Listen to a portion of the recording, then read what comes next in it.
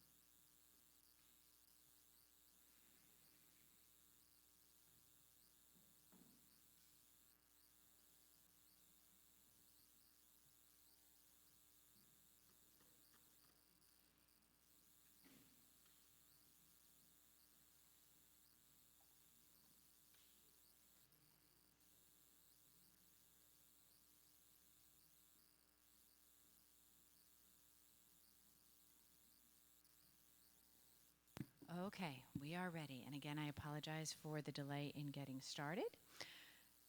Good evening officially, and welcome to the public meeting of the City School District of Albany Board of Education.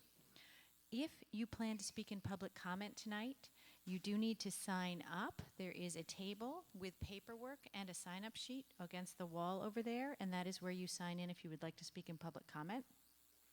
You are also welcome to take a copy of any of the materials there. Those are the documents we're going to talk about tonight. They are also available electronically on the tool we call Board Docs, and it's easiest to access that by finding the board page at albanyschools.org if you would prefer to follow along electronically. Those of you who like to stand for the Pledge of Allegiance are invited to do that with us now. I pledge allegiance to the flag of the United States of America.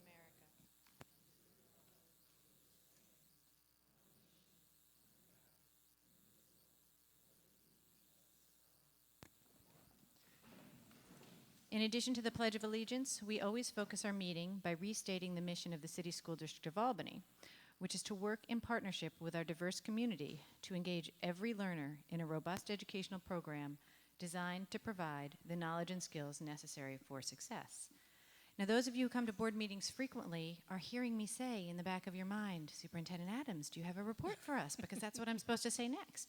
But I'm not going to say that tonight. Instead, I'm going to say, welcome to Miss Tanya Bowie, who is our new board clerk.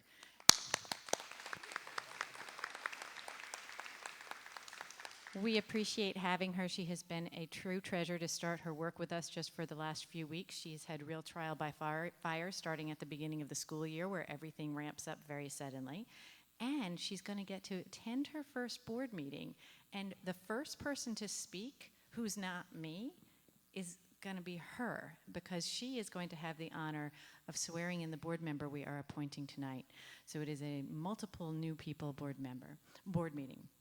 So I invite our newly appointed, oh, actually, we have to make a motion first. We need to make a motion to appoint Hassan El-Minyawi as our appointed board member. His term will end June 30th, 2020. Do I have a motion? Ms. Smith, a second by Dr. Chator. All in favor? That is unanimous. You are officially appointed. Now the fun part.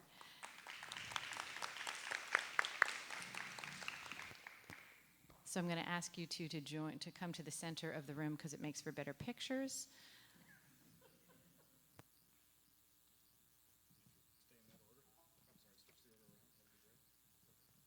Mr. Lesko, can you help them with the microphone so this can be recorded for posterity?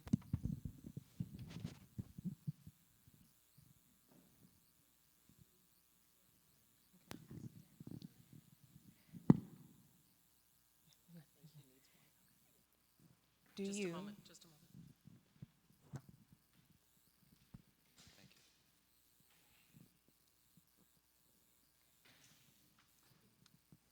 Do you state your name?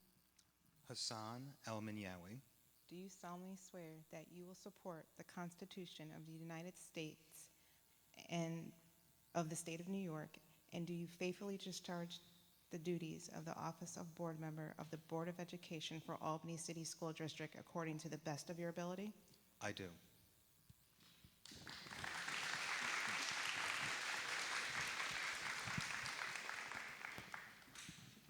Thank you very much and welcome aboard.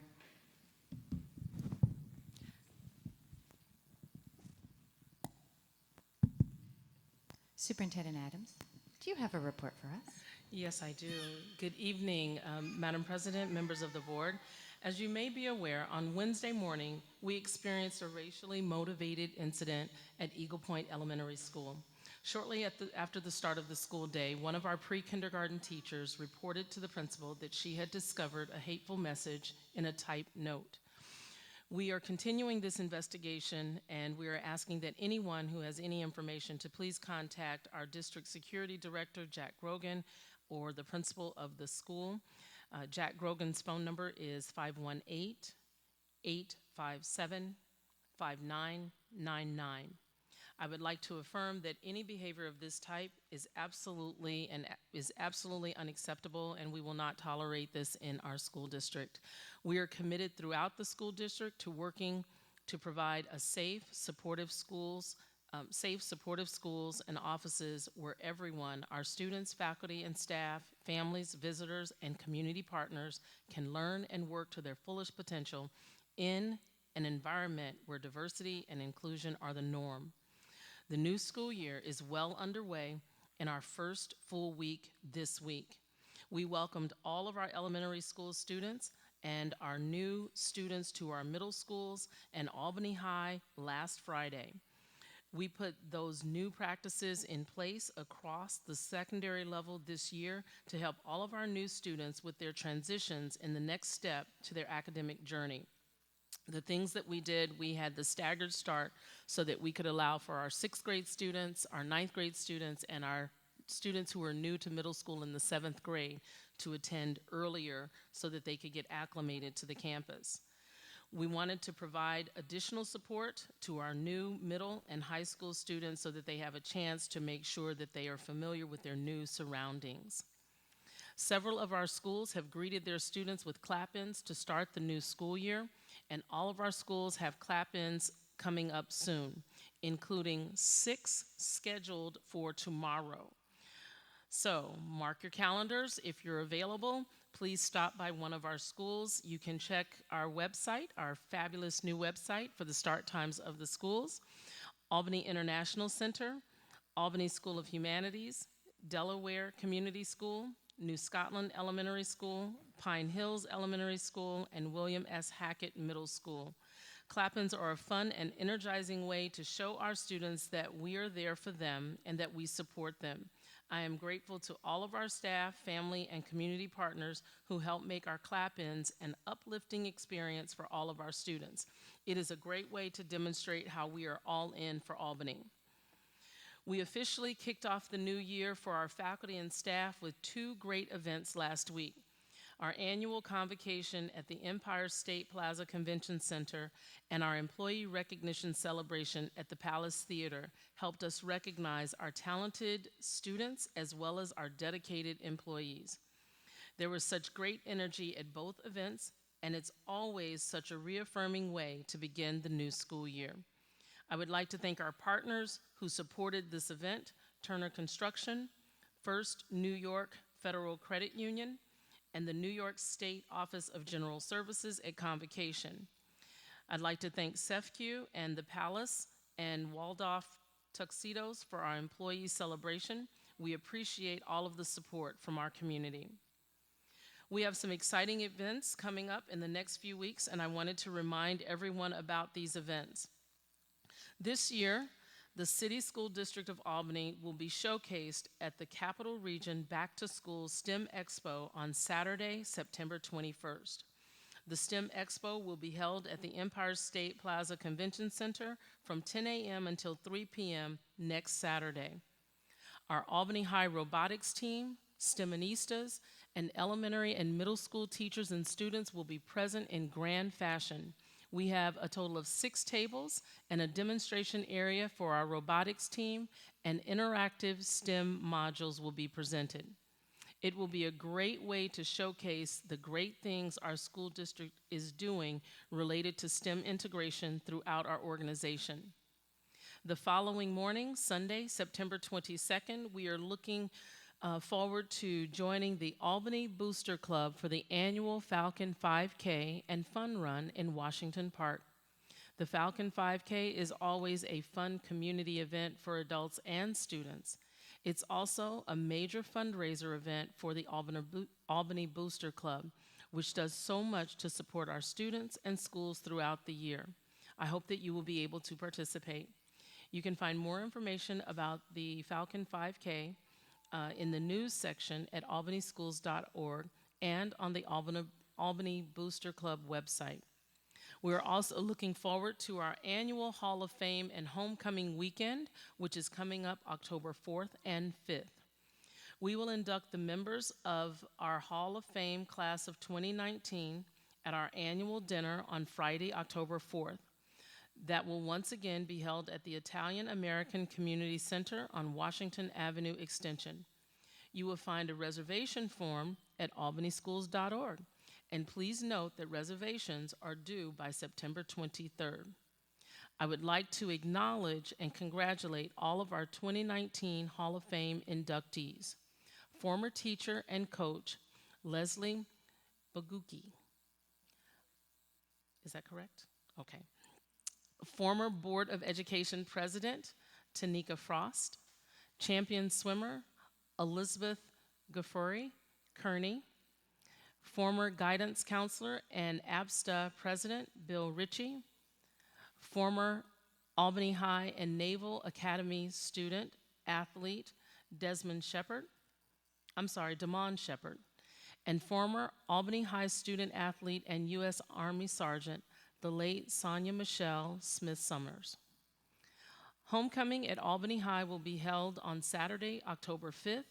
We will honor our Hall of Fame inductees once again with a Wall of Fame ceremony at noon before enjoying the homecoming festivities and parade.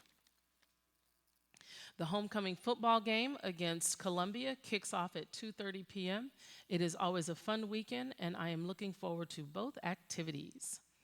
I would now like to welcome New Scotland Elementary School Principal Leslie Buff to tell us more about the great things that are happening here at New Scotland. Well, And she has several guests with her tonight, so thank you so very much. while Ms. Buff and her guests pull themselves together, I was wondering if now might be an opportune time for us to give the brand new board member an opportunity to photograph this memory with his family who have so graciously joined him.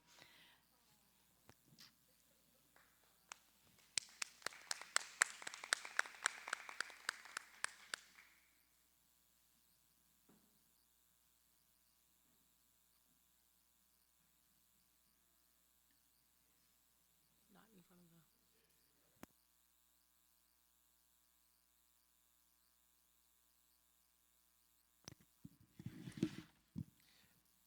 just so everyone knows, we have a new board member, a new board clerk, and we have a new principal at the school as well.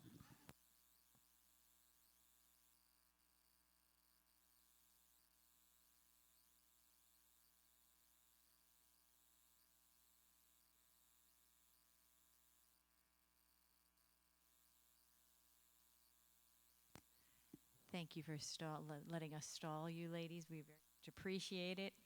Welcome to the board meeting, and we're happy to hear what you have to say. Welcome, Ms. Jones.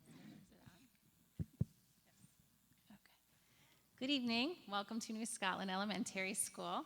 I am the new, very proud principal. For those that I haven't met yet, my name is Leslie Buff.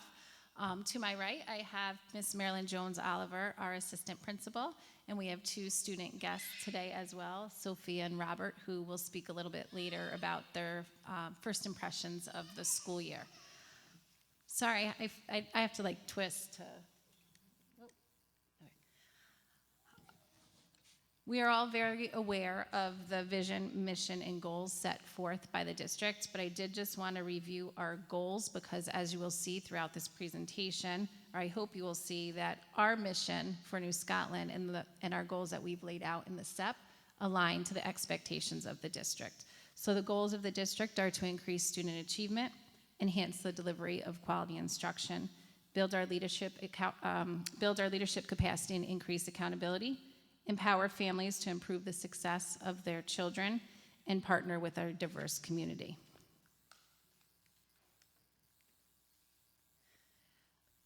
Our New Scotland mission is to create a compassionate community of everyday leaders.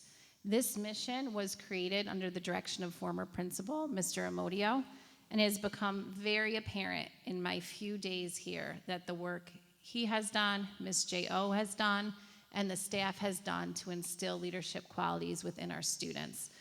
Beyond impressed how our students came in the first day of school.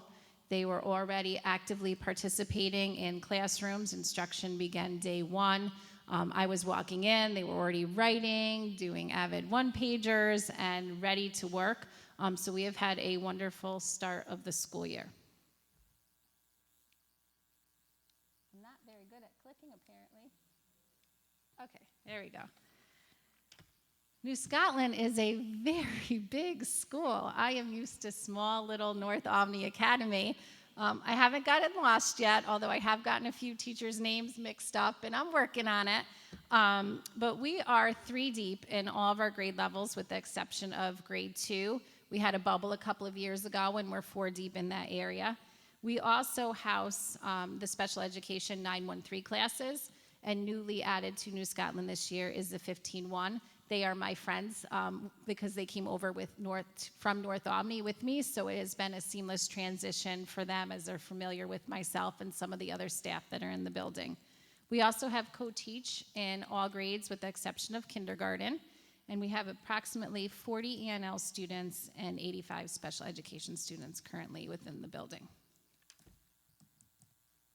Going the wrong way. Andre didn't listen. Briefly to talk about our SEP, there's really 5 areas of focus that we're focusing on in the building with our SEP, but I'm really going to talk about 3 today, and Ms. J.O. is also going to speak as well. 2 that aren't listed are attendance, and overall New Scotland has very good attendance, so we do have a plan, but it's not something we really have to concentrate on because our students come to school. The other one is ELA. And although that is a focus of the work that we're doing, if you look at New Scotland's data, they perform very well on the New York State ELA exam. They already achieved their 2019-20 goal last year in the 18-19 school year, but math is showing as an area that we really need to focus on. So we are focusing on mathematics this year. In our plan, we're really doing a deep dive into the standards. Our instructional supervisor, Sarah McGraw, has already come on the first day and provided some professional development, and she'll be working in conjunction with our math coach to make sure that our teachers are understanding the standards and the progression of the standards. We are also data teaming around math. Every grade level, K through 5, will be data teaming around math and having the support of myself, Ms. J.O., our math coach, and also the data coach for the district to make sure we are doing that work. We will be engaging in coaching cycles, specifically around the math RTI block. That is something that the teachers still don't have a great awareness as to what should be happening during that time. They're not utilizing their time as wisely with differentiating. They are pulling their groups, but then it seems that the teachers are just having the rest of the students work on one activity and really not honing in on the skills that they need to be working on with the students. So we'll be providing some coaching support for them in that area. And then also at the administrative level, Ms. J.O. and I, along with the instructional supervisor, will be focusing our walkthroughs around the math RTI block so we can support our teachers in that work. And now I'm going to pass it over because I'm learning Mrs. Adams and Dr. Cecily Wilson-Turner have been working with principals on distributive leadership. It's really hard to do for a principal when they're new to a building, but I have charged Ms. J.O. with supporting our students' social emotional learning, so she's going to speak a little bit about that. And so what we've done in that area primarily is that we've revamped the PBIS in order to help students understand the importance of why they're here. So in socio-emotional, that's what we're doing. The teachers have received professional development around behavior protocols and how to understand the classroom managed versus the office managed. And we have also reassigned committees and teams for the purpose of efficiency, purpose, and to facilitate open communication for all staff. And then under the culture and climate, we are preparing to present and share an activity so that parents can come into the building. And I will give it back to Leslie. Our last focus, each building was charged with selecting something on the DTSDE survey that we wanted to work on. And when you look at our DTSDE survey, unfortunately, culture and climate, recognized by the staff, not the students. The students speak very positively about their school and they love their school, is unfortunately something that we need to work on. Only 32% of the staff believe that the school has a positive and upbeat culture. So as a new principal coming in, that's a very low percentage of the staff. And I'm hoping that I can lift them and see that we need to work together and stop working in silos. Our work is hard. We know it's hard. And we really have to support each other in this work. If we're not doing that, we'll never be able to move instruction. So we will be working on that. We did a lot of community building in our opening days.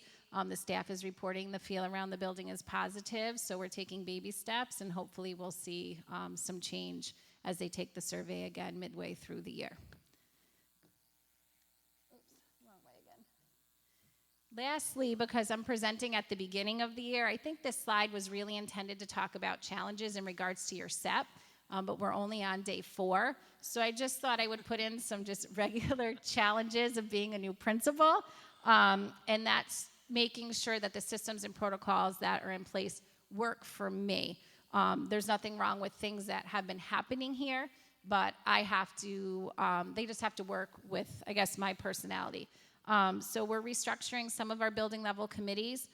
They had a lot more committees than what I feel I can manage, so we're reducing and combining. We're making sure that every staff member knows the purpose of the committee and the work that they're doing, and making sure that all stakeholders are involved.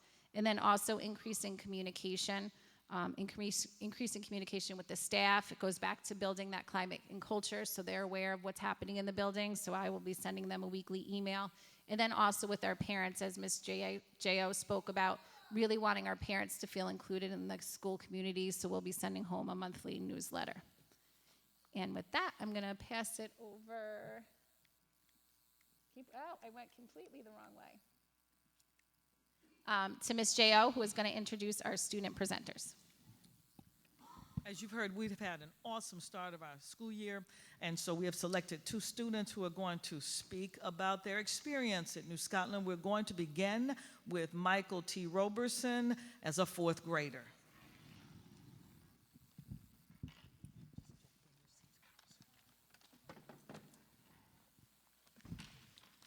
Good evening. My name is Michael Roberson, Jr. I have attended at New Scotland Elementary School.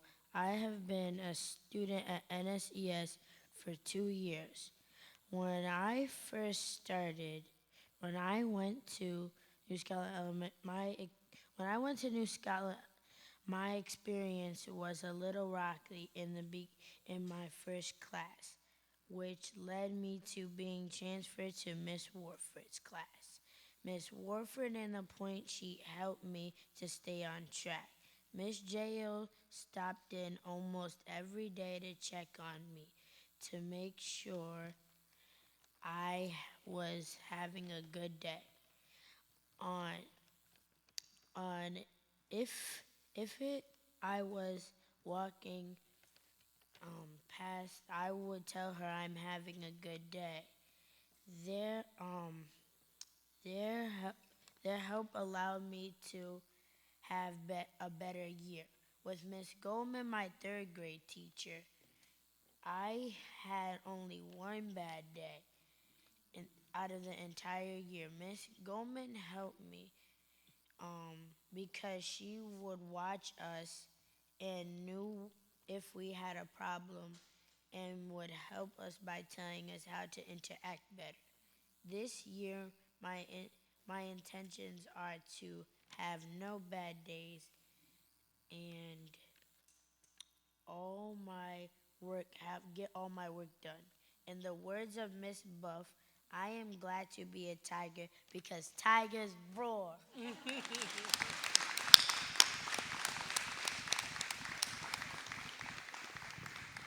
Thank you, Michael. And now we're on to Sophia Quinn. Hello, my name is Sophia Quinn. I've been at New Scotland Elementary School for 7 years, and NSCS has shaped me into the person who I am today. My first teacher was Miss Mara and Mr. Davison. They always taught me good from bad. Now I'm in 5th grade. My teacher's name is Mrs. Galarno. I'm getting to know her, but I know she is loving, caring, sweet, and kind. And so is Miss Jones Oliver for giving me a chance on stage. The first few days have been one of the most amazing times of my life of school. And when I was in kindergarten, I was a portrait, and now I'm painting. Thank you.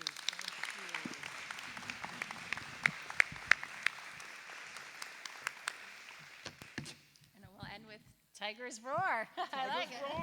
Thank you. Thank you very much. Thank you very much. And I did just want to say thank you for all of your support into the community as well. The outpouring at our barbecue was overwhelming, and it's just been an amazing start, and I really appreciate our community support. Thank you. Thank you very much. That concludes the superintendent's report. Thank you very much, and thank you especially to the children for making time and their families for getting them here. It is truly one of the pleasures of being on the School Board of Albany that we get the opportunity to see these amazing students and hear a little bit from them each week or each board meeting. So this brings us now to the part of our meeting where we hear comments from district residents, parents, students, and other members of the public. We welcome everyone's input about the decisions we are making tonight, and also by email, phone, or postal mail. We invite everyone who speaks to stay for the balance of the meeting and to consider coming to our meetings on a regular basis or listening into the recorded meetings if you can't join us in person. Parents, did you know that your children are now recorded for posterity and can be listened to on the World Wide Web? So if you didn't get the whole video, you can hear them there as well. We always appreciate it when teachers, students, families, and other community members are knowledgeable about the decisions we're facing and share their thoughts with us. For speakers, while you are making your remarks, please keep in mind that by law, information about individual students and specific district staff can't be shared. Every student and every staff member deserves to know that the concerns about them will not be aired in public. Also, please keep in mind that public comment is not the best place to first alert the district to concerns you have. Please share concerns first with relevant staff, like the teacher or principal.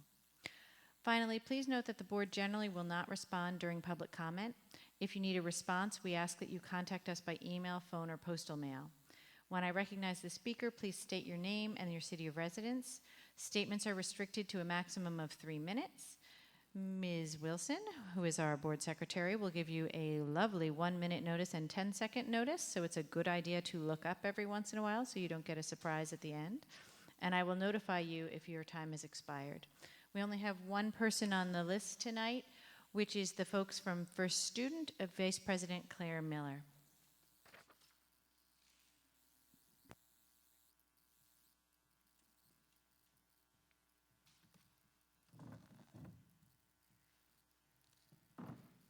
Good evening. My name is Claire Miller, and I work for First Student. I'm the Senior Vice President for Strategy, Business Development, Marketing, and Communications.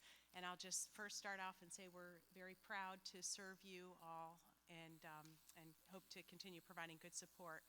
I wanted to let you know that we are starting a pilot to add to our program for transporting students with disabilities or kids with special needs. Can you hear me better?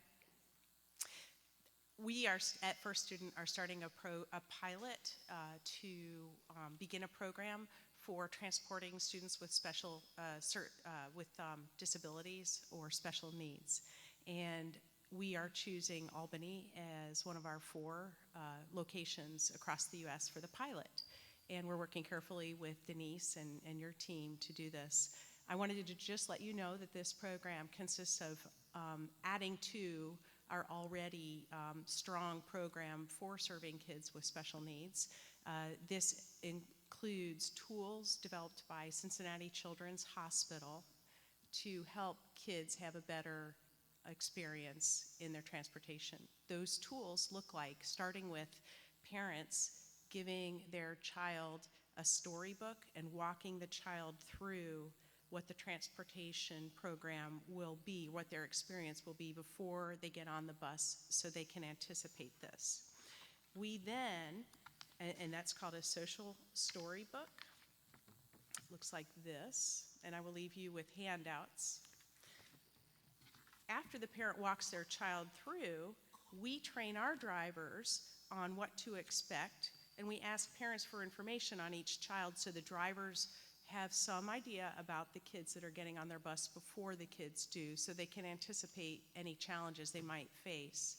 When a child gets on the bus, they get a tool called My Stop Schedule, and that helps the child mark where they are in the stops. We have a list of stops for the child for their particular things so they know what to expect. There are a number of other tools that we have on the bus. You'll see that in the handout I give you, or that's handed to you later, and that includes things that will keep the child occupied so they don't get bored. And the whole purpose is to prevent behavior incidents, and then if a behavior incident happens, help the driver manage, I have a bee flying around me, help the driver manage the incident if it occurs. So we fully intend to work with you. If the pilot is a success, we'll have parents telling us their kids had good experience. We're surveying parents at the end, and we'll work with you then to develop a program. Thank you for your time. Thank you very much.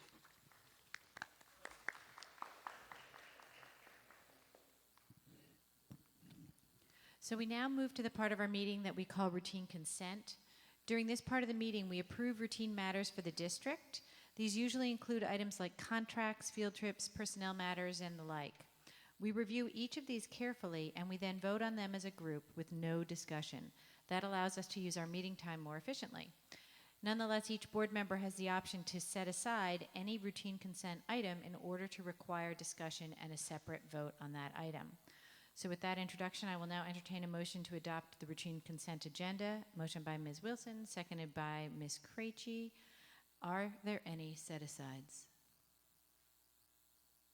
Seeing none, we will give Mr. El-Menyawi the opportunity to vote for the first time. May all in favor of passing routine consent? That is unanimous. Which brings us very quickly to the next section of our agenda. Madam President? Oh, might I interrupt just for a quick Mrs. moment? Adams, please. We have several appointments that we would like to acknowledge at this time, so we are so very excited. I will ask them to please stand up as I call their name. First, I have Amanda Powers, Please stand up. Thank you very much. Congratulations. She is our new Science STEM coordinator at the secondary level. And Mr. Michael Lopez, congratulations, assistant principal at Albany High School. So congratulations to both of you. We're so excited for your appointments.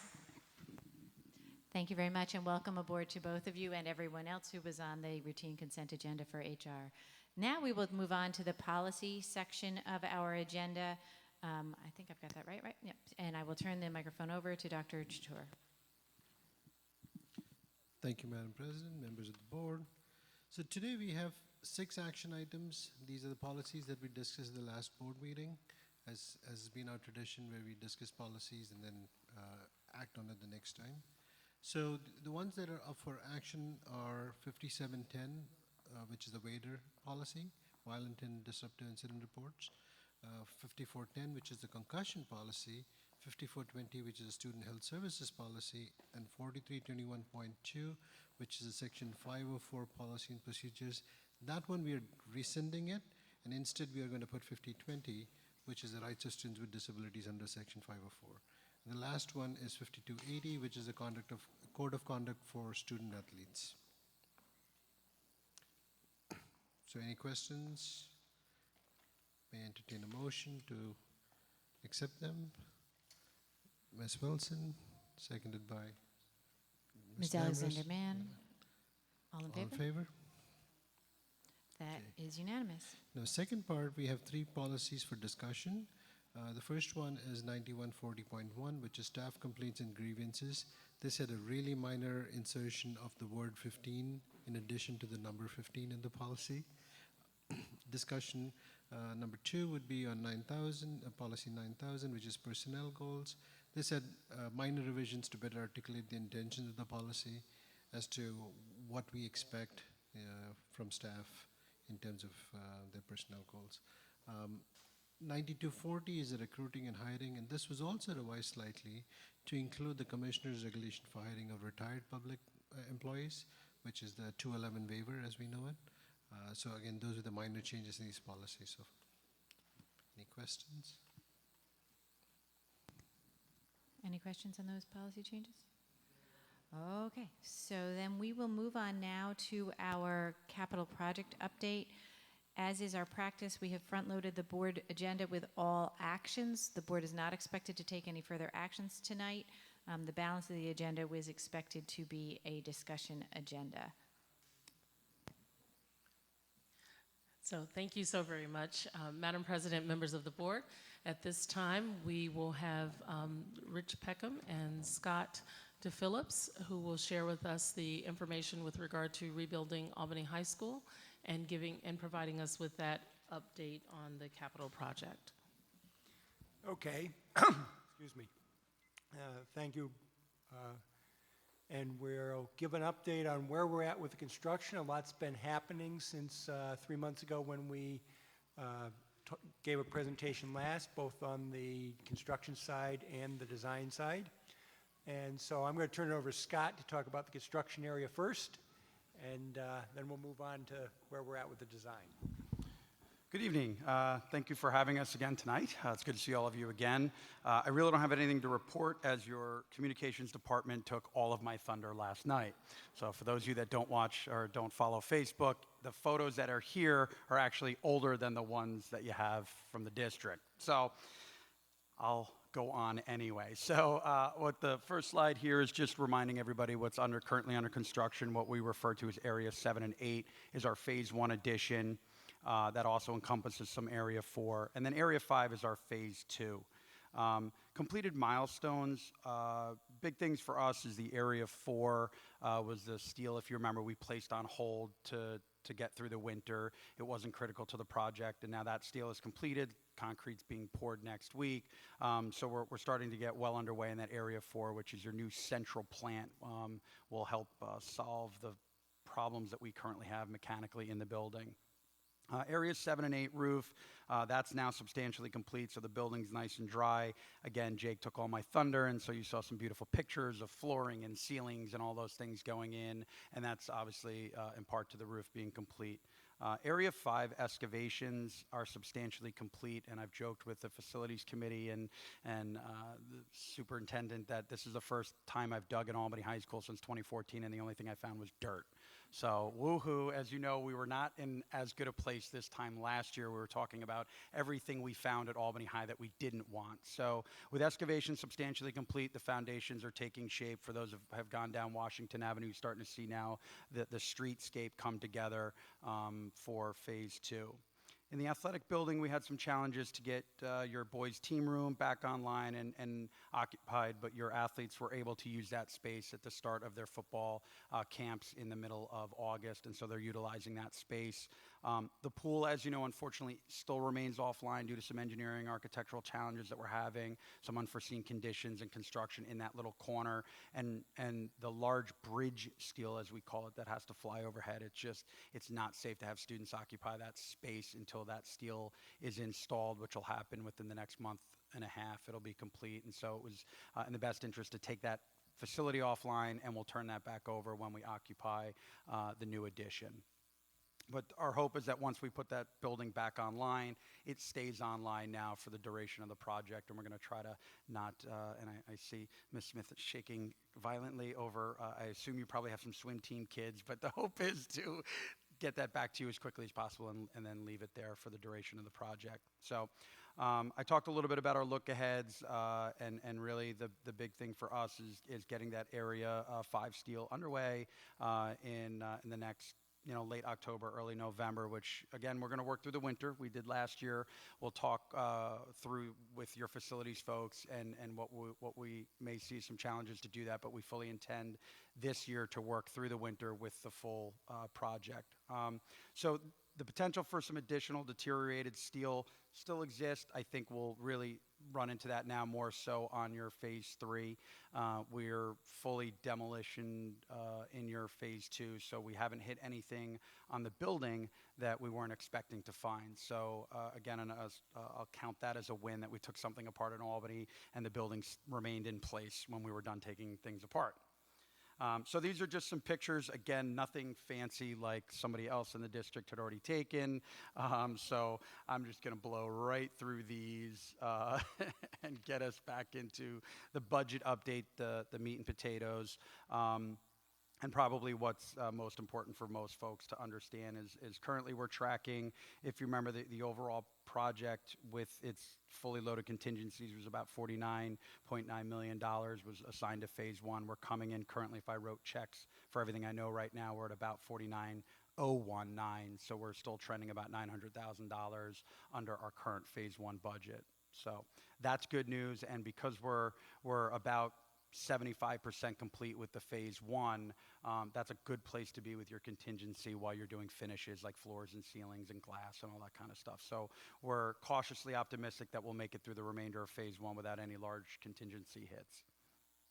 Phase 2, that project came in, our total project budget was about $16.8 and we did some value engineering with CS Arch. We worked with the contractors to make sure that we can maintain our contingency budgets. Nothing that affects program, a lot of behind the scenes type stuff. So the good news is there that we haven't really affected our contingency budget yet. Again, I stated we didn't hit anything but dirt. So we've had no construction contingencies hit to the phase 2 budget to date, which is really again, I'll call that a big win for us at Albany. And then looking forward, the overall schedule, we intend to occupy the classroom spaces in January 27th, 2020. And Madam Superintendent has made that abundantly clear on multiple public venues, so I'm pretty sure she wants that date. Phase 2 Art and Music Edition is really now trending more towards November. We had some challenges. Luckily for us, and we're going to do what we can to draw those dates back in, but that space will occupy, the students have places, they're in classrooms now. It's a little bit easier space to transition into than, say, a full academic building. So we'll update the board again as we get closer to that turnover date, but right now we're trending towards a late October, early November turnover. And then the Phase 3, I'll let Rich kind of report out on where we're at overall architecturally on Phase 3, but right now still planning for a partial occupancy of fall of 21, really a full occupancy. There's 22, 23 school years when that building, just because of the way we move around the building, it kind of gets turned over in different phases. It's not like now where we have a new addition, we cut the ribbon and everybody goes in. We have spaces that we work throughout the Phase 3. And then, of course, courtyard infill and full academic building renovation completed 2025. Thank you, Scott. So I just wanted to highlight so that people keep in their mind basically the colored areas on this plan are what's under construction now and what will be occupied at the end of Phase 2, which is your 3-story classroom addition and then the current Phase 2 addition, which will be predominantly space for art and music classes in those areas. So this is just a rendering of what that front addition is going to look like for the art and music classrooms. Art on the upper floor, music on the lower floor in that area. And then just where we're at with next steps for the design team working on it. Right now, we're in the similar phase we've been for the past couple years. We're finishing the documents for Phase 3 to submit those to State Ed. The good news from State Ed is their review times right now are about 6 to 8 weeks instead of 30 to 40 weeks that they've been in the past. So we're cautiously optimistic that we'll be able to get this through State Ed with their regular review process and not need to do their special third-party review process there. So then the plan will be to bid and award Phase 3 after the first of the year, before the springtime comes, so we can start construction as close to April 1st as we can, depending on the bid and award there. And then the fourth and final phase of the high school project, we are working on finalizing some details with the staff and the layout there. Not a lot of special spaces in the Phase 4 area because the second and third floor are going to be the fourth and fifth academies, so they're going to be very similar to the classroom addition that we're doing now. So we have the balance of the CTE spaces on the first floor there that we'll be developing as part of Phase 4. I believe that is our update for this evening. Thank you very much, gentlemen. Board colleagues, as always, I ask if you have questions in mind, try and prioritize them and think of what's your most important question first. We'll each get an opportunity to ask one question before we ask the second one. Does anybody have any questions? Ms. Wilson? Thank you very much, and a lovely presentation. My question actually relates to the fact that, this project requires all of our appendages work in coordination, so it's actually more so directed towards Ron, which is not a question, but thank you for our Rebuilding Albany High portion of our website. It's very nice to have that information resident on our website and everything sort of contained in that fashion, so we appreciate that. Thank you. Ms. Smith? Yes, and Ms. Wilson, I also want to just say on the website, just overall, just fantastic. So thank the communications department for their work, and I know Jake deserves a lot of credit there, but it's really cool, super cool. So I wanted to just thank you all for this document and to just say to the board, if you don't know where all of your previous documents are, or you've got a pile, keep this one nearby. This is where you need to be right now. And I think it gives you a lot of information about where we are and where we're headed. And the schedule is right there, so this is perfect. The other thing I just wanted to make a note about, since we're not giving committee reports, is that we were expected to have the Facilities Committee meeting on 9/17. We've moved that to 9/19. That's Thursday the 19th at 8 a.m. at Academy Park. And so hopefully, just that's for the public and also for the board committee members and staff. So thank you very much for your work. Appreciate it. Dr. Chador? I'm so glad they didn't find any aliens in your Area 5. Otherwise, we would have to call it our own Area 51.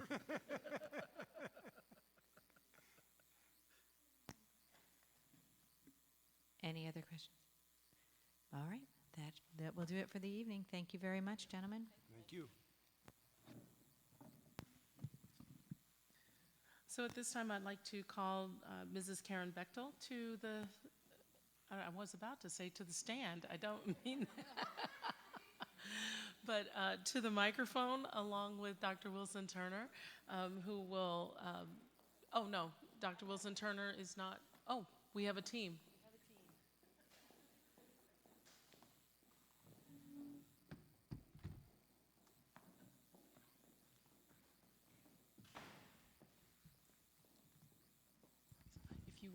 If you will please just bring chairs with you, that would be fantastic. And so Mrs. Bechtel will coordinate the presentation with regard to RTI and AIS. Thank you so very much.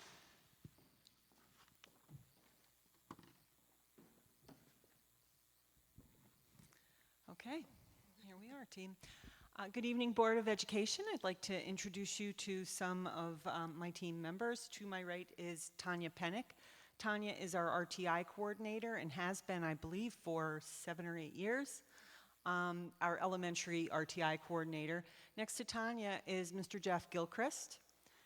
Jeff is our secondary RTI coordinator. He is newish in this role. Prior to that, he was a data coach and had a smooth transition into that role. To Jeff's right is Jennifer Houlihan, who is the secondary ELA and reading supervisor, instructional supervisor, here to talk to us about those areas. And finally, Lynn Strang, who is our elementary humanities instructional supervisor. So thank you for coming, team, to talk to the board about our RTI plan and academic intervention services.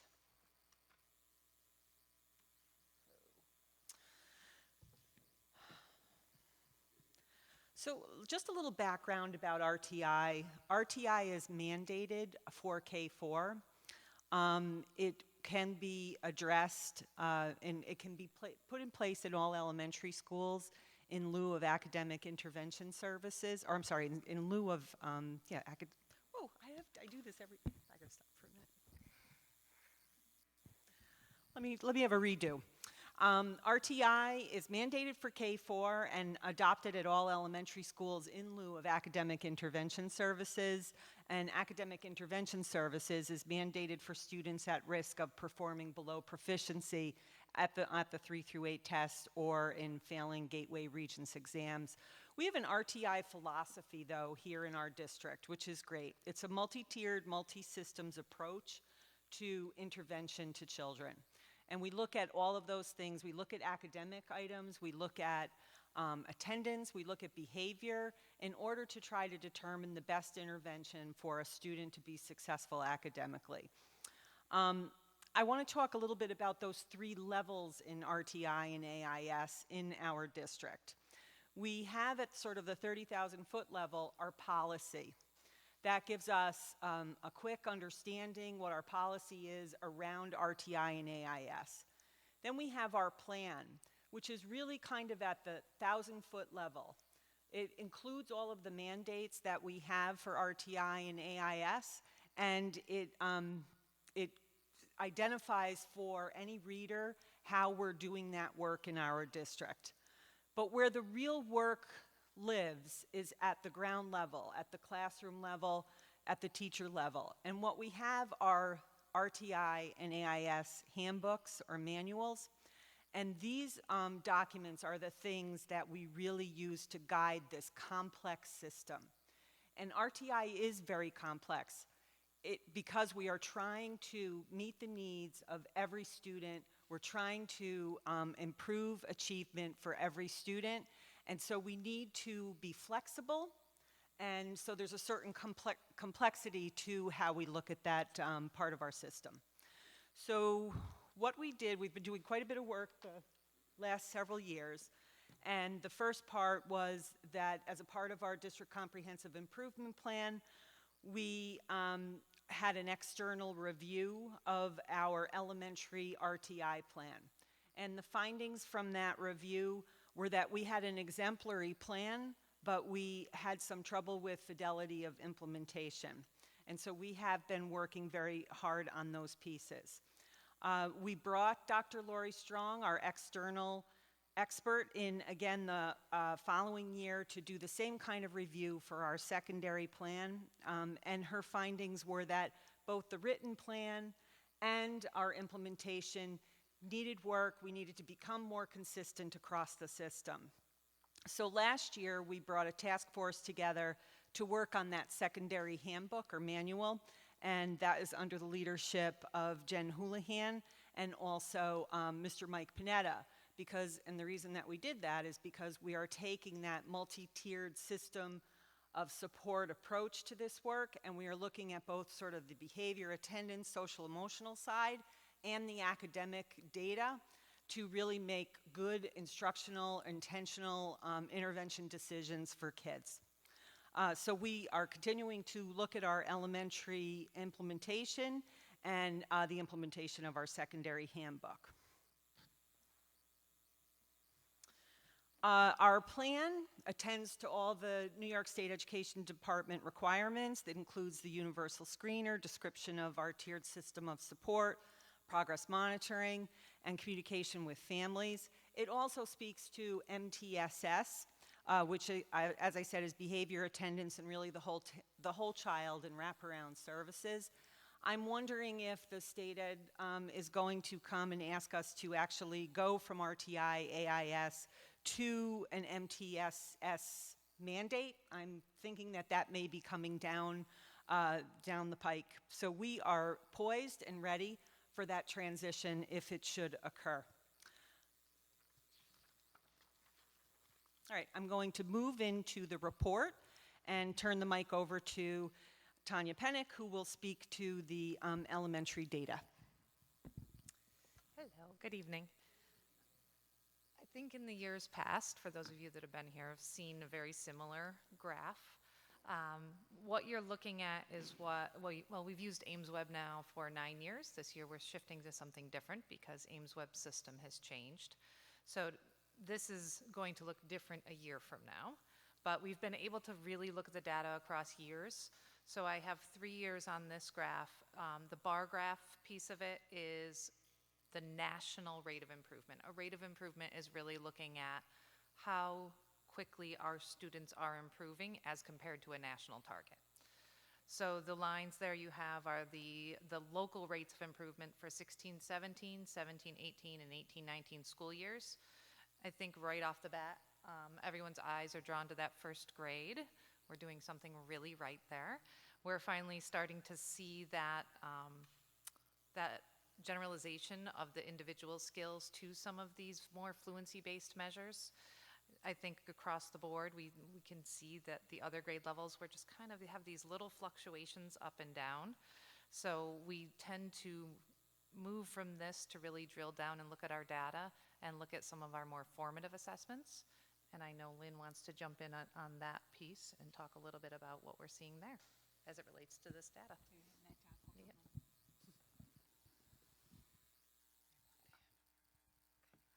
I think as a team, our schools are doing really well at looking at individual student needs. We have been able to include diagnostic assessments where we are drilling down on the very basic foundational skills that are required to be a fluent reader. And what we are finding is that with these individual skill sets, students are making great gains.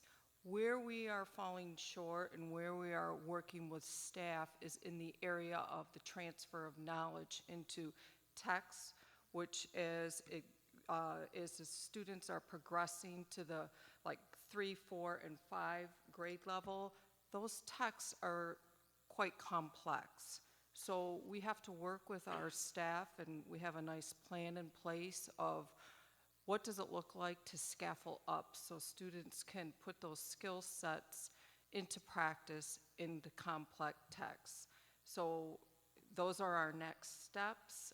Everybody seems to be on board, and we hope to see continued improvement in the transfer of knowledge of these isolated skills into reading, text where students can engage in problem-solving activities within their community and within their school.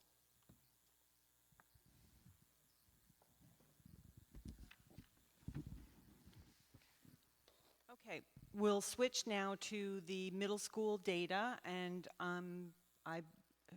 Mrs. Houlihan will take that. Good evening, everyone. So at the middle level, we saw a modest growth in our Tier 2 students. So we have a model at the middle level where we have a Tier 2 every other day intervention for our students in reading, and then we have a Tier 3 intervention which is an everyday intervention. And this stands outside of. I sure can. Okay. I can hear myself louder, but thank you for pointing that out. So our Tier 3 model is an everyday intervention with these really targeted smaller class sizes. We have no more than 8 in our Tier 3 intervention classes and no more than 15 in our Tier 2 intervention classes. This past year, we saw a modest growth in our Tier 2 students who are meeting their projected growth for the year on NWEA from 48 to 52%. And then, move the slide, sorry.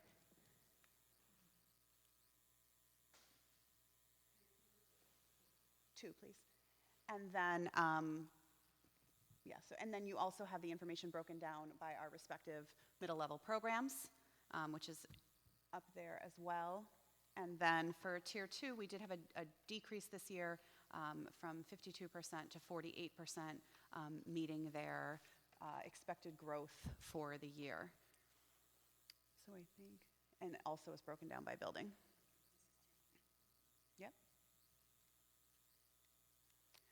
For the high school piece, we have an embedded model where the reading support is pushed into the 9th grade classes. So every 9th grade English class at Albany High School has both an English language arts teacher and also a reading teacher. And so that support is embedded within. We've found great success with that model at the high school level, as indicated by the freshman 5 metric, which I know Karen's going to talk about shortly, as well as our upward trajectory moving from 9th to 11th grade when students take the Regents exam. So we have, of the 9th grade, and this is in the embedded model, we have 47% of our identified Tier 2 students made their projected growth, and 76% of our Tier 3 students, which we were super excited about. And then after that, we go back to a pull-out model for 10th through 12th grade. We don't, NWA doesn't norm for 11th and 12th graders, so it's difficult to quantify that, and it's also a very small number of students because once they achieve proficiency on the Regents exam, they no longer participate in our academic intervention services because New York State says they're proficient by their measure. And so, but within those 10th and 11th graders, 40% met their projected growth and 60 of Tier 2 and 68 of Tier 3. I do want to highlight that the pass rate on the English Regents exam this year was 83%, which is pretty darn high for a gateway exam. And when I spoke with my 11th grade teachers about, what did we do this year to finally break through? We've been hovering at 78, 79, 80 for years.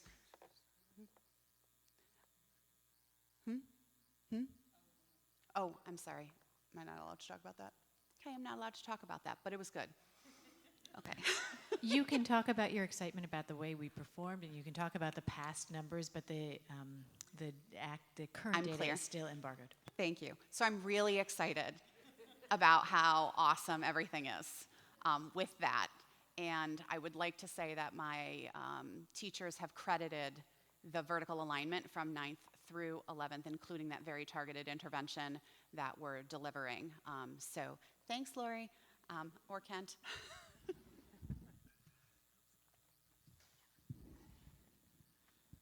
We will talk more about those numbers when we come back to do the Regents report.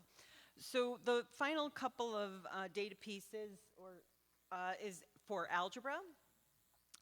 In AIS for algebra, we have the topics in algebra class that's taught by 2 math teachers.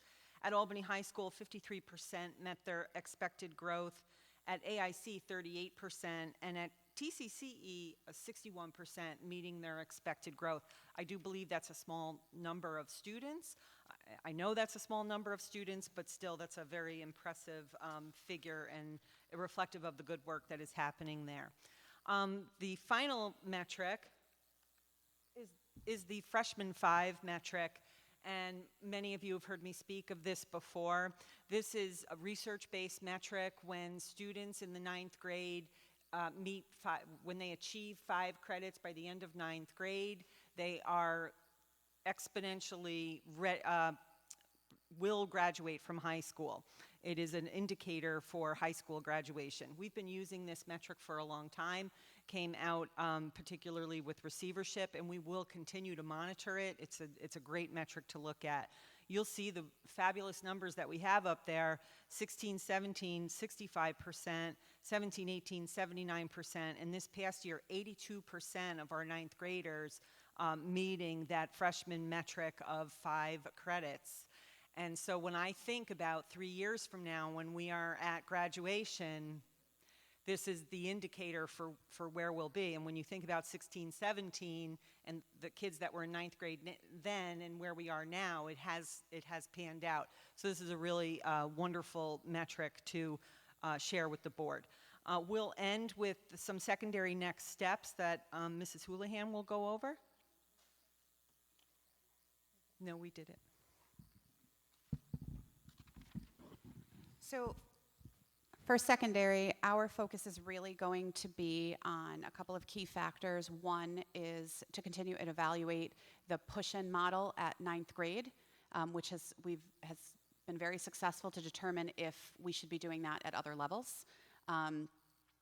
Additionally, our biggest project is, of course, the MTSS work that we are implementing, and we have learned a lot from Dr. Lori Strong and also from our elementary counterparts, and the biggest message we received as a task force from both sources is to really focus on Tier 1. So that's the focus of our work. We've built a system around that so that we are really being inclusive of our Tier 1, which is our core area teachers and our on-core area teachers, and we've restructured a few aspects of our practice to ensure that Tier 1 is at the forefront of our work, to ensure that we can continue to support students and meet that goal of 80% meeting expectations on both the academic and the socio-emotional side of the house. We're going to continue to use multiple data sources to inform our placements, so both multiple measures and longitudinally across time, to consider what is best for all students at the individual level.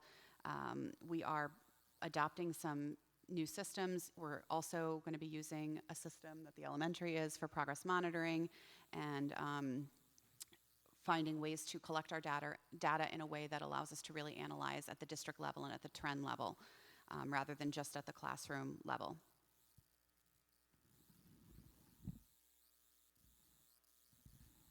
So we are ready for your questions. Board colleagues, as I said before, we'll try and do one question at a time. If we have a lot of questions, we'll go around. Dr. Chatoor. I think I finally have a little bit of appreciation for AIMSweb and NWEA. Can you tell me more about this ECCBM and FastBridge and how it differentiates from those? So the transition to EasyCBM is the result of really about 2 years of researching the assessment that we knew that we were going to need to switch to. And the reason is that AIMSweb gave us about 2 years warning that their test was going to go from a 5-minute probe, which just a quick little 5-minute test with a student and a teacher, to a half-hour, 40-minute test, and as NWEA is. So we did not want to we didn't want to expand our assessment, and we really strove to try to find one solution for our data needs. We were unable to do that, but what we were able to adopt was this EasyCBM, which is a probe. It is that same sort of 5-minute probe. It mimics AIMSweb in many, many ways. It's actually it provides the same information, maybe with a little less bells and whistles, but that's okay. We don't need bells and whistles. We just need that core information that is, it's the screener. We are required by the RTI mandate to have a universal screener, and so EasyCBM is that screener. AimsWeb was, and that is really where the transition came to. FastBridge, we had a little pilot going, but that was not a product that we chose.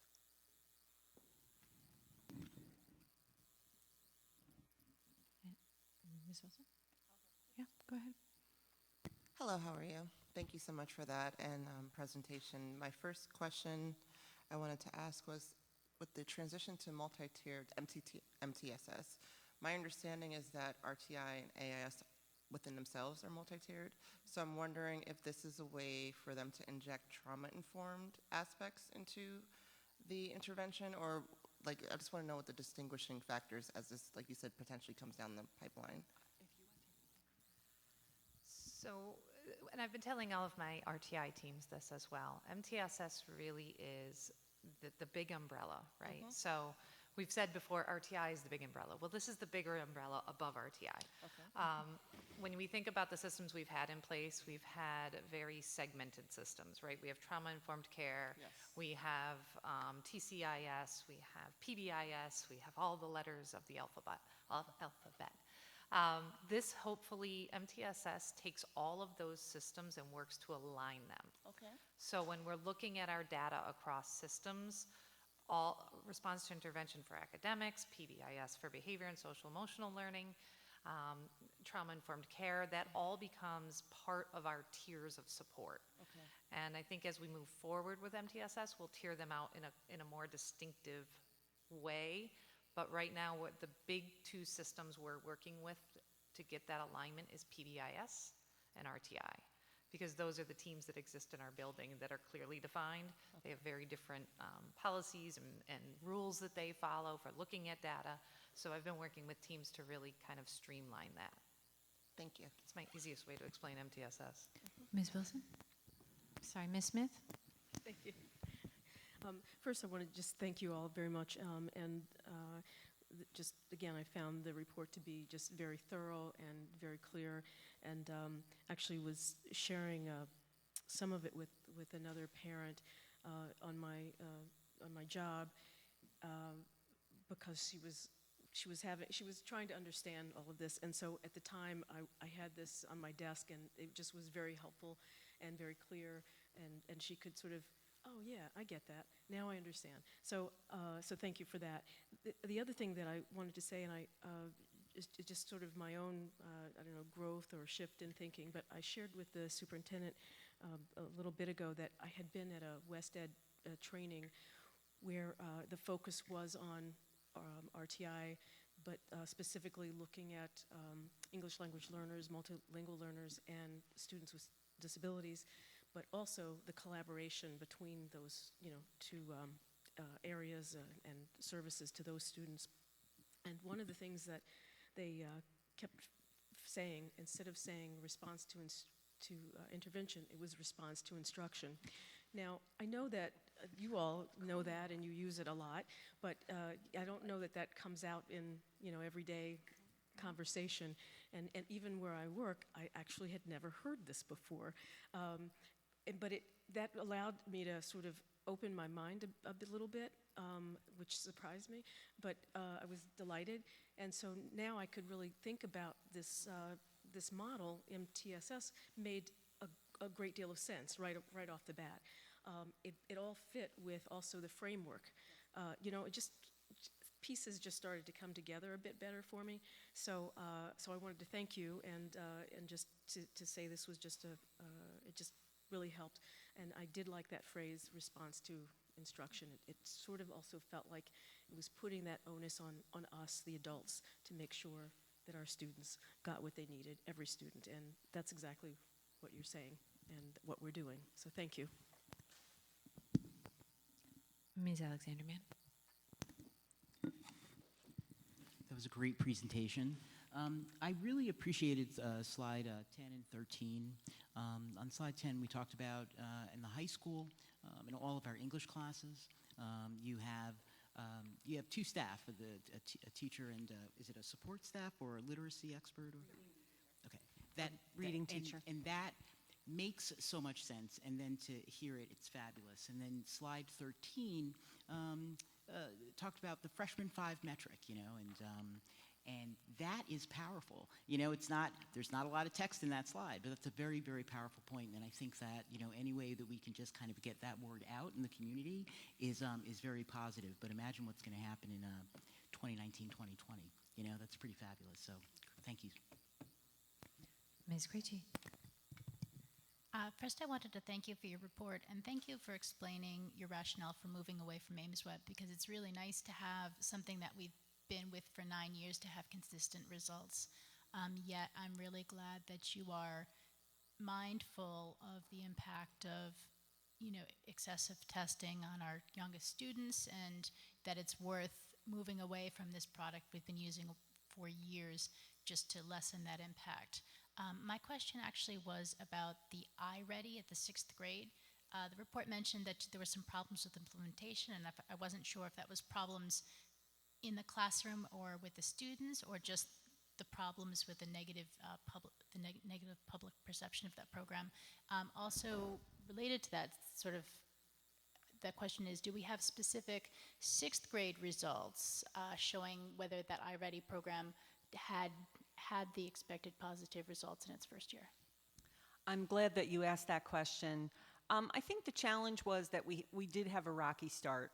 And we had a rocky start in terms of implementation and the best implementation approach for that. And so really those first couple of months were not going to be real valid for us as we tried to look at that data. So we have that data, but we really felt that we needed to do this year 2. And when we get to the spring, examine that data very closely and make decisions about how we'll move forward, if we want to expand, if we want to continue, or however it will be. But we really didn't want to make any of those kinds of decisions based on that year 1 implementation, considering the challenges. Does it make sense for a pilot to introduce something maybe in one school and not in the other, so you have control? That we could have indeed done it that way, but we didn't. Okay, thanks so much. Ms. Smith wanted to follow up on that question. Thank you. And likewise, in the report, you point out to some concerns at the secondary level, but there was a decision made to not do something rather than to say, hey, we're going to pilot this a bit more. Could you say a bit more about that piece? Sure. We've had a very good success at the high school level with the 2 math teachers in the room. And so we decided last year to implement that same approach at the middle level. And we gave the teachers good, solid co-teach training. We went through, provided them with the support in order to implement that model. But we really came to the conclusion that it wasn't an effective model at the middle school level as it has been at high school. And some of that has to do with credits. AIS classes, students do not receive a credit for AIS. At the high school level, it is absolutely amazing how quickly freshmen get that. And so historically at the high school, we had a lot of trouble keeping kids in AIS classes. And so this model of the 2 teachers was really, it was twofold. It was really to make sure that we could reach our audience that we needed to reach, and that we did not tie that student schedule up more with no credit-bearing courses. At the middle level, we don't have credits. And not that that was a motivator for students or not, but it definitely, I think, plays a part in it that we really needed to, with these foundational 6th, 7th, and 8th grade skills, have that opportunity to pull kids in those smaller groups rather than try to intervene in the moment in the classroom. It was clear to us that it just wasn't as effective as it was at the high school. Mrs. Julian would like to add.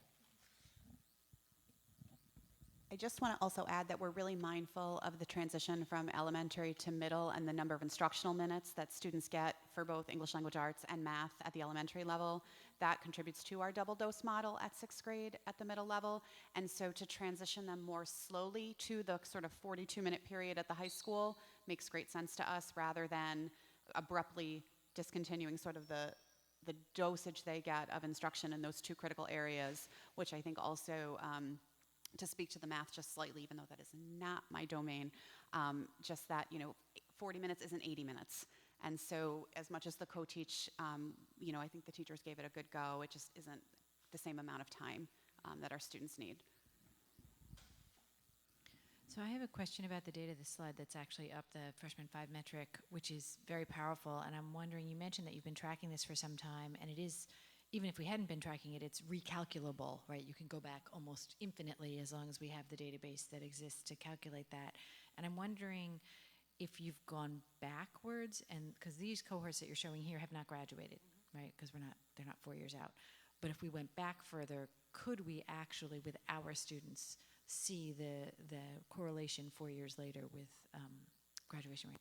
I would love to pull that data. I suspect that, yes, you would see a close correlation, but I don't know particularly. I'm confident that we have that in old receivership reports, and would be easy enough, I believe, to gather and report back to the board. Yeah, I don't want to create extra work, but it does seem like something that we're putting a lot of weight on, which I believe is well suited. I mean, it seems very intrinsically obvious that you're better suited to graduate if you're on track after for freshman year, but it would be interesting to be able to say, look, historically, it's a 10%, or 3% more kids graduate than had the five credits 4 years earlier, whatever that number is. It'd be really interesting to have that. Yes. And then I had another question, which may actually be my own ignorance, but I noticed in the middle level reporting, you only reported the ELA data. And I'm trying to understand that. Do we not do AIS for math? Or I'm not understanding why I didn't see the second set of reports. We did, of course, we did AIS for math at the middle level. I think that with the implementation of School Tool and trying to figure out how to flag kids in this environment now where we were doubling up rather than pulling them out, like the kids didn't exist in a separate class in our system. They can be flagged, but I don't think we quite knew that in the beginning of the year. So the progress monitoring of students would be occurring on spreadsheets, and because they're at that classroom level. And so to have that universal higher level look, we lost that opportunity because of that lack of a flag. And actually, I've just spoke to Kent last week about making sure that all of our AIS kids, whether embedded or in a standalone class, that we use our wonderful system that we have to flag them in some way so that we can identify. And the same actually with IB and AP classes that are co-seated. We had discussed, not that this is a separate issue, but that idea of in those co-seated classes, identifying why students are there so that we can easily pull the data. It wasn't an easy pull. And so I'll ask one more quick, it's again about the data, so I'm going to pretend it's a real follow-up. I'm cheating a little bit. The board is really, I think, interested in looking at the progress of the district over time. So it was really interesting that you had a sentence in each of those slides that with this increased 48 to 52% or whatever it was. But the graphs were not, they didn't give us that transition over time. And so as you think about the ways to present the data that makes it most meaningful to us, we really like to see change over time as far back as you can go, because really that's, you guys are looking at this student, we got them here and they're doing great. We're looking at how's the district performing and how are we improving over time. So the more over time data and historical data you can show trends, the more, I think the more meaningful it is to us when we're looking at that, not just 10,000, but 100,000 foot level that we're trying to stay at. Thank you. That was the end of my questions. Anybody else have a second question they want to ask? Well, thank you all very much for giving up your Thursday evening to be with us. We really appreciate it. And thank you for your hard work all day, every day. So that brings us to the district safety plan. So thank you very much, Mrs. Bechtel. Thank you very much for all the work that you're doing, and thank you very much to your team. At this time, we'd like to call Carrie Canzoni Ball, Dr. Canzoni Ball, and also Mr. Jack Grogan, Director of our Security. So they will present to us the Safe Schools and Violence Prevention Update. Thank you very much. Shut this off. Is this on? Oh, yeah. Good evening, everyone. Thank you to Ms. Adams, cabinet members, and the Board of Education for allowing us to present the Safe Schools and Violence Prevention Update. We will be highlighting the ongoing efforts of the district-wide school safety team, which is comprised of a variety of stakeholders throughout the organization, in addition to our partners in law enforcement and fire.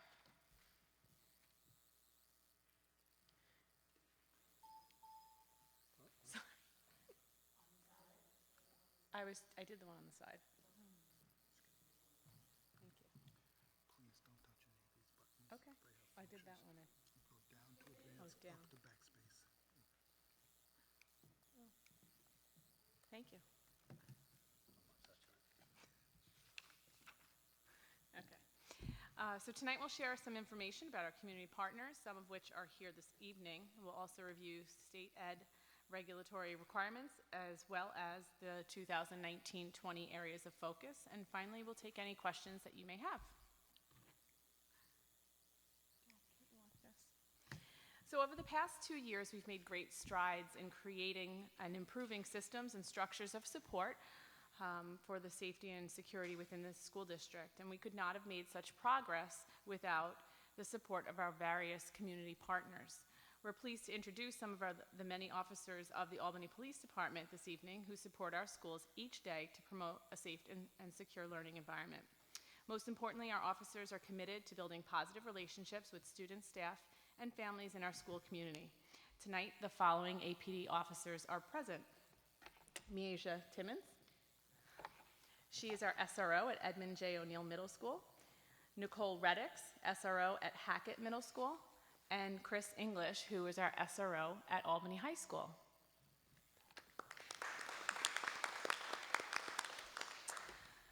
There are various other members who weren't able to be here this evening, including Evelyn Blackwell, who's our SRO at Myers Middle School. We also work closely with Commander Jim Gallagher, who's responsible for the Neighborhood Engagement Unit throughout the city, Lieutenant Joe McDade, also part of the Neighborhood Engagement Unit, responsible for the School Resource Officer Program, Sergeant Vince Thompson, who is our first point of contact and provides direct supervision of our SROs. So we really enjoy building a strong relationship with these SROs and other members of APD to help in the work that we do. So we continue to work closely with members of Albany Fire Department, Albany County Sheriff's Office, as well as the New York State Police. You may remember Janice Severson, project coordinator of Safe Schools for the New York State Police. She provided a lot of training and consultation with us over the past couple of years, and we continue to enjoy a strong collaboration with her as we further enhance our safety and security measures. And now for some information regarding requirements from state ed, and you may be familiar with this from last year. All emergency response planning requirements are outlined in educational law. Districts are required to have a district-wide school safety plan, which is up for discussion this evening, and as well as building-level emergency response plans. The plans are designed to prevent or minimize the effects of violent incidents, emergencies, and to facilitate the coordination of schools and school districts with local, county, and state resources in the event of such incidents or emergencies. The teams listed above are required by regulation, and CSDA protocol were developed in consultation with APD and New York State Police representatives. So the district-wide school safety team met this summer to review and update our district-wide plan, which you see this evening, it's up for discussion and approval at the next board meeting. We continue to focus on compliance and provide support to building level teams. So areas of focus for 2019-20, this school year. We met again during the summer with our members and decided the focus. We currently are representing the district on the New York State Education Department Safety Task Force, which began meeting in August. The next meeting is actually tomorrow. So we have firsthand knowledge of issues that are arising around the state. There was approximately 70 or 80 people there when we met. And we will continue to adhere to the guidance released by the Assistant Commissioner of Student Support Services, which recently came out last week and a few weeks prior.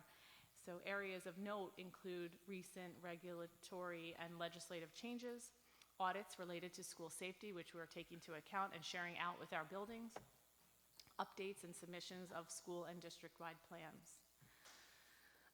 Emergency response training takes place on a continual basis. So we're pleased to say that this year, thanks to Matt Petrin and his office and Jen Justice, we were able to provide all new employees with training, thanks to Sergeant Thompson of APD in emergency response protocol. Jack was there as well. Every building and district level administrator received training during admin week. We are currently developing appropriate materials based on information that we're receiving from NASP, the National Association for School Psychologists, on how to support lockdown drill conversations with our students at every level. So that information will be going out to teachers. We're creating a brochure for families about how to have these sometimes difficult conversations at home and to not make it as scary for our children.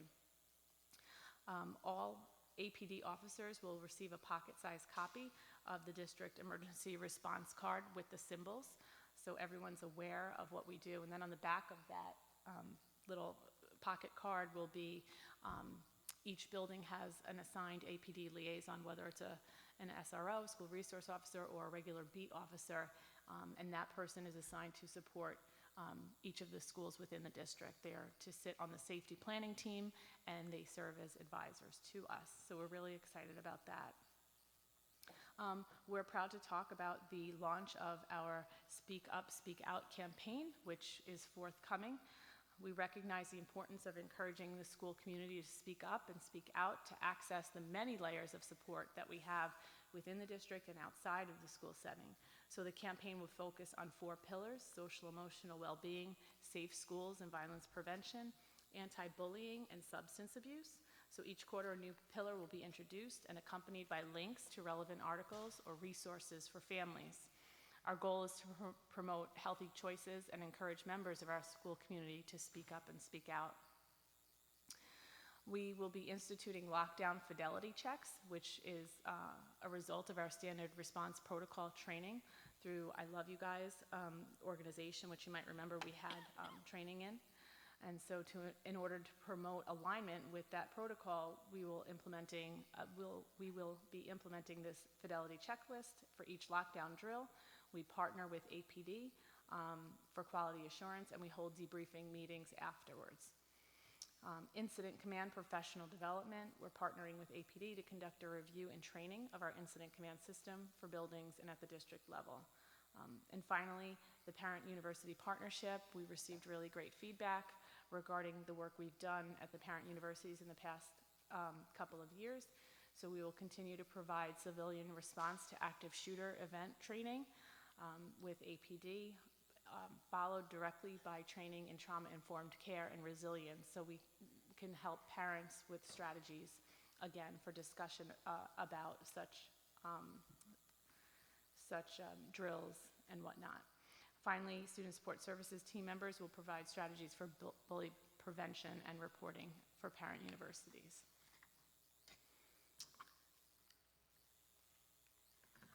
And that's what we have. Any questions? We can now turn it over to Jack. I was just here for comic relief, to be honest with you. Thank you very much for an excellent and detailed report. I know we all also had a chance to read the plan as it stands. And I can't remember if we've talked about this publicly before, but we just wanted to compliment you on the Speak Up, Speak Out campaign phrase. That was very warmly received by the board. We really like the messaging around that it's not just danger, it's advocacy for yourself. And it's a really wonderful phrase, and it really seems to speak to what we're trying to do. Thanks, Ms. Adams. And I'm going to go ahead and defer to Jake Plank. That's where we received that idea from. So thank you, Jake. Well, all credit to Jake. We think it's a wonderful message to be sending our students about what they need to do today and every day for the rest of their lives, is speaking up and speaking out. So with that introduction, does anyone have any questions? Ms. Smith? Great, thank you very much. And I just had one question. In addition to law enforcement, do we have community partners involved at the building level? I didn't see necessarily on the district-wide plan here, but are there other organizations that are involved in supporting? Specific to safety planning for this presentation, we just noted law enforcement and fire partners because they're really critical in developing the plan that you have tonight, and as well as the building-wide plans. But we do have other partners. We frequently meet with David Soares and members of his office. As you know, we share a relationship and a partnership with Parsons Family Center as well for satellite mental health clinics. And we have, we've met with the county attorney's office. We partner with Tom Andriola, who's the chief policy officer for DCJS, and the list goes on. So this was just really focused on the planning stage. We've also used, in the last 2 years, we've really have relied on SNUG. SNUG has been in our schools. They show up after school every day in a hot spot. If we give them the hot spot, they'll be there at a moment's notice. Then the kids really seem to gravitate towards them, and they're getting some good feedback from SNUG. I just want to, and I thank you for that. I sort of knew the answer, but I really wanted to hear you articulate what the level of community involvement, and I think it's very important, obviously.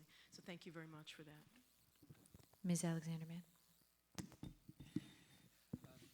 My comment, well, it's going to start out as a compliment, and then I'll figure out the question as I go along. You talked about the lockdowns and having those discussions with students, but what I really appreciated was the idea that brochures would be going home to parents and caregivers so they can have those conversations with their children. And here's my question. And I know the answer, so I'm not going to ask it. Our communications department is going to be putting together that, and so that means that the images are going to reflect our school community and such, and that's fabulous. Yeah, absolutely. So we took a template from, I believe it may have been NASP, the National School Psychologist website, or State Ed, and we said, these pictures really don't reflect what our district looks like, and we were having some logo issues. So as soon as the content is finalized, we made some final changes today that will be going to Ron Lesko's office for. And it's going to be available in we'll all make of it the digital languages and that. print. Yes, we've children. already talked to Tom Gilio about translations Great. and whatnot. That's awesome. Thanks. Ms. Krejci?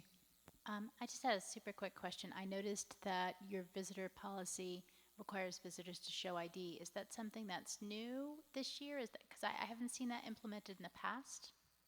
And what would we do for visitors that don't have ID? For example, visitors that might be undocumented. That's a struggle for us. But yes, if we can get an ID and we're able to verify through our school tool, it's one more safety step. We are also in the process of rolling out a program, hopefully in January. What is it? Raptor. I apologize for that. It's been a long day. But that's something that we're going to roll out in January. But we do struggle with that when people show up with no identification. We do the best we can to make sure that we're identifying who those folks are. But it is easier for us with having people sign in and out and have some type of ID. I mean, I guess I'm wondering, is this simply for visits during the school day, or if I wanted to see a basketball game or the school musical? I mean, so far that hasn't happened, but will that happen? So that process really specifically pertains to when someone is removing a child from school. And when there's no photo ID, then there are other forms of ID that may be used. So it's not, I don't want there to be a miscommunication or misunderstanding that there's only one form of ID that may be used, because we do have to be very careful when someone is checking out a student or removing a student from class. When we have visitors on campus, there may be multiple forms of ID that might be used. If it's not available, then our security teams will work with those families. We've already, just to add to that, we've already reached out to other urban centers, specifically Syracuse City Schools, who have had this program in place for several years, and they have a high population of refugees and immigrants as well. And that was one of our questions: how do you approach that? Excuse me. And they say they very rarely run into any issues. They make sure everyone is welcome to their building.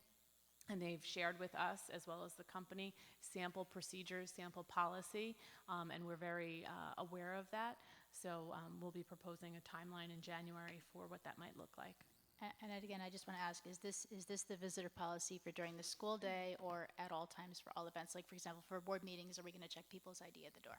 No, Okay, as just Ms. check. Adams said, for Thank you. release That's of what students. That's what I thought you meant, but I just want to make sure, because the policy is written to say you have to do this to gain entrance to the building, not you have to do this to bring a kid home with you. Okay, wonderful. Thank you so much. Ms. Wilson. I'm curious about how do you strike the right tone with obviously wanting to ensure everyone's safety. Naturally, like, a perfect example is when you're in an airport and they're asking you to take off your shoes, and it's like, why am I going through this? So it's the beginning of school, it's the morning, you're, disrobing, you're giving your backpack. How do you make sure that there's a balance? Like, is there some element of like jovialness between the person interacting with them in that moment? I just want to understand that more. Absolutely. We always have a PD day before the school year with our monitors. We have a staff now of 123 monitors, so it's very important to us in the mornings that these guys are in good moods in the morning. We know that it's early when they start coming in, so maybe the kids may be sleeping, but we have some at the high school that are some of the best monitors throughout the district that are, I'm just going to use one, Mark Pryor, who's our senior monitor there. He is just, every day, the kids love this, the love coming in, and all the other monitors have kind of followed what Mark's lead. So it's, when I was there for opening day, just to see the smiles on the kids' face, to see these monitors when they come back in for the school day. So I think the monitors are understanding now what their role in this, and what it is. And the trainings that we are giving them, we're really focusing on that part, which is being happy and smiling, because it's a big job that they have. So we want the kids to feel safe when they walk in there, and not that they're, you got to take your shoes off. We really strive to be really good at that, and I think the guys are doing a great job.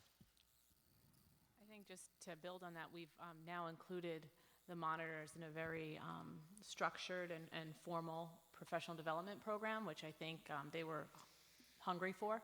So they've received trauma-informed care training, resilience training, de-escalation, crisis intervention.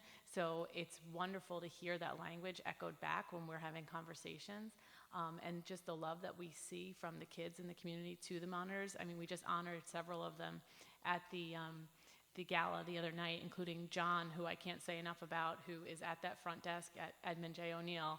And he, no matter what's going on in his life or at home, he is just smiling and ready to greet those kids. And that's just one example. I mean, we've got tons of wonderful monitors who have the PD and know that it's all about building relationships with our kids and trust.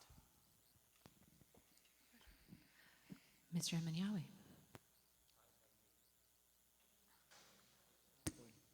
Now I think it's on. The button. Okay. Thank you for that very nice presentation.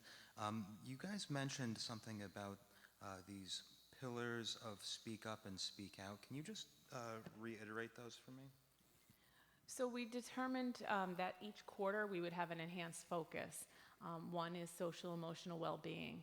So I like to tell everyone our job in Student Support Services, PPS Special Ed, is to make everyone feel physically safe and emotionally safe, right? So if someone is thinking of harming themselves or others, speak up, speak out, right? We're alerting parents of articles and resources and outside agencies that they can get assistance and help and support, in addition to all of the services and layers of support that we have in district. So that's one. The next is violence prevention and safe schools. So it's everything that we just talked about, safety and security wise. If you see someone that's brought something unsafe into school, speak up, speak out, tell somebody that you trust, and break down the barriers, and don't be afraid to tell an adult. That's the second. The third is anti-bullying. So that one I think is for third quarter, where we start to see possibly, some concerns around bullying. So bully prevention, what to do, reporting. We have a very large DASA program and support, Dignity Act coordinators in every building, reporting forms. So how do you speak up, speak out with bullying? And then lastly, we're going to take a look at substance abuse. You're seeing a lot in the news about vaping, children making poor choices sometimes with regard to alcohol consumption. So we thought that that was a nice prevention one to end the year with. We've got senior prom and springtime activities. So we would be providing information to families on substance abuse. Got it. Can I just follow up with that? So these are quarterly. So these are quarterly, and it's going to be rolled out every year from now on. And how are these going to be kind of enforced throughout the year? It's really creating awareness, and it's informational for families how to access the resources within the district and outside of the district. Are there going to be like posters? Oh, I'm sorry, I throughout, wasn't like- understanding yeah. that. Yes, so we were going to blast out everything on SNN, as well as provide information on our website, and certainly Like within the school? materials. Yes, yes. If I may add to Mrs. that. Adams. So I think probably the best example right now to bring a little clarity to this is just what we've done with our Attendance Matters all day, every day. And you see the posters around the campus, you see the postcards around the campus. We have information going out where students have been able to participate in those messages about the importance of attendance, et cetera. That will be the same type of rollout that we, just as we would do with any major initiative, we would do that also with Speak Up, Speak Out. The piece with regard to the community connection, we do have a community roundtable where we meet with the wraparound services. So those entities would be engaged as they have been engaged in previous conversations with regard to making sure that at their facilities that information is available for the students that would connect to the school district. And so again, my best example is to take what we've done with the attendance awareness, where we have businesses who are taking those postcards and they're putting them in, when you purchase something, the postcard is going in the bag. So you're going to have that type of awareness in the community. In terms of follow-up with regard to the district, that's where, let me back up a minute. The way that we came about the 4 categories was that through what we're seeing being reported with regard to our disciplinary concerns, our student focus groups getting feedback directly from students with regard to what they are concerned about. When those are the things that we are seeing, these are like the top 4 concerns that came about that we need to make sure that we address. Student input, as well as from our discipline data. And then the other piece to that is we are a part of a larger consortium in the Capital Region looking at Prescription for Progress, which looks not only at, as it started, that initiative was strictly looking at opioid addiction, but realizing that through the surveying of superintendents and through student support services divisions in other districts as well as ours, looking at what are some of those other substances that students may be negatively interacting with. So Prescription for Progress is even taking a larger view at substance abuse. And so while it started one way, it's now expanding because it realizes that different communities are impacted different ways with substance abuse. And so that is broadening the scope of that work. Our district is a part of that consortium. We are represented at each of those meetings through Student Support Services. Carla McDowell represents us there, as well as I attend, and Mr. Lesko is also a part of the team that attends those meetings. And so when we talk about what this rollout is going to look quarterly, yes, quarterly we will have a focus on one of those areas, but comprehensively, that's the overall picture of based on student input as well as our discipline data, what are those areas that we need to address so that we are able to include those wraparound services for our families. Thank you. Dr. Chatur. Thank you for a wonderful presentation. You know, you hit the nail on the head when you said it's all about building relationships. And it's been amazing how far we've come. We still have work to do, but we've come a long way with those relationship building skills that we see in our hall monitors, in our SROs. I mean, you walk into the schools for the, you know, like for game, and you can see the camaraderie that exists between the students and the SROs and the hall monitors. That's neat. You know, they know that somebody's watching out for them, somebody's on their side. The pamphlets that you said you're going to be sending out handouts, but you know, I mean, we talked about this last year too. Parents could go to iloveyoguys.org, and it's all available there now if they don't want to wait till it comes in a backpack and something, you know, in terms of the community engagement. I think it's the world that we live in today. These events are happening, you know, in schools, in places of worship, and in lots of places, right? So these are materials that I think, you know, what Hassan was saying in terms of posters and stuff that one would see in places of worship, in public libraries. So it's the same message that the kids, the parents, the community is getting wherever they're going, and it will start sinking in, and we can make a cultural mind shift, you know, by reinforcing that. And you know, I'm glad you bring up that website. And John Michael Keyes, the founder of that, lost his daughter in Colorado in a school shooting. And it's just so wonderful. He's just so giving to us, came here and trained us all last year, 2 years ago. But he allowed us to modify all of his posters and documents to fit Albany's and New York State Ed and New York State Police's guidance on the different drills and information. So we're just tweaking all of those documents to put out with our logos as well. Thank you. Any other questions, board colleagues? So thank you very much for being here tonight and giving us an excellent presentation. There's one just procedural thing I just wanted to make sure. We don't necessarily need the answer right now, but I think you said adopt at the next board meeting, but I think we need to leave this open for 30 days for comment, right? I just want to make sure we had that right, so we'll make sure we do that properly in agenda setting. So thank you so much